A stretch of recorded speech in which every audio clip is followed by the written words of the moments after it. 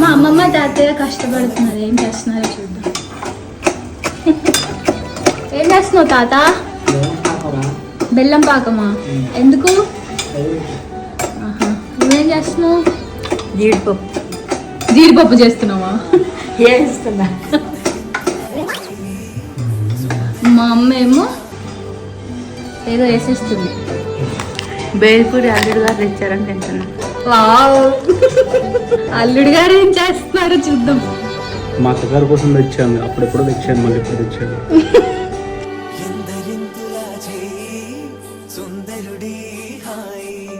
తలకు పోసే చేయి తలపులొక్కవే నలుగు పెట్టిన కొద్దీ అలిగింది వయసు వయసు ఒలిగిన కొద్దీ వెలిగింది మనసు